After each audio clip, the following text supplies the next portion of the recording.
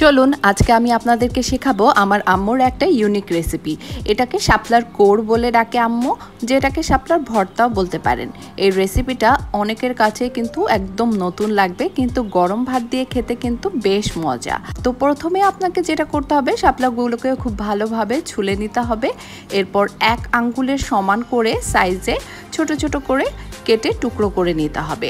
আর কাটা শাপলাগুলোকে এরপর খুব ভালোভাবে ধুয়ে নিতে হবে। তারপর অল্প পানি দিয়ে শাপলাগুলো সিদ্ধ করুন।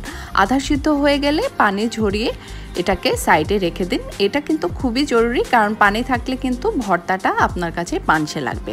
এবার একটি বড় পেঁয়াজ নিয়ে নিন, 2 কোয়া রসুন নিন, সাথে নিন 2 চা চামচ সরিষা, 4-5টি শুকনা মরিচ, 1 চা চামচ লবণ। একসাথে সব কিছু কিন্তু ব্লেন্ড করতে হবে, বা এই কাজটা আপনারা পাটায় বেটেও একটি পেস্টের মতো করে তৈরি করে নিতে পারেন।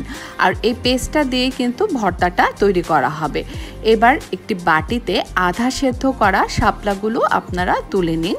আর তার মধ্যে এই যে বানিয়ে রেখেছি আমরা সেই পেস্টটা থেকে, মশলার পেস্টটা থেকে 2 চা চামচ করে নিয়ে নিচ্ছি। এই সেদ্ধ করা শাপলার সঙ্গে ভালোভাবে মিশিয়ে হাতে মেখে নিতে হবে।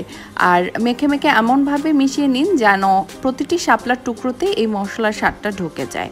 আর এই তো খুব সহজেই তৈরি হয়ে যাবে এই শাপলার কোড়টা। তো গরম গরম ভাতের সাথে পরিবেশন করুন। আর এই দারুণ শাপলার কোড় বা শাপলার ভর্তাটা কিন্তু খেতে একদমই অন্যরকম লাগবে। আর এটা খেলে বুঝতে পারবেন যে আসলে কেন এটা এত স্পেশাল। তো আপনারা অবশ্যই ট্রাই করে দেখবেন এবং আপনাদের কাছে কেমন লাগলো তা জানাতে ভুলবেন না। এই তো শেষ, টাটা।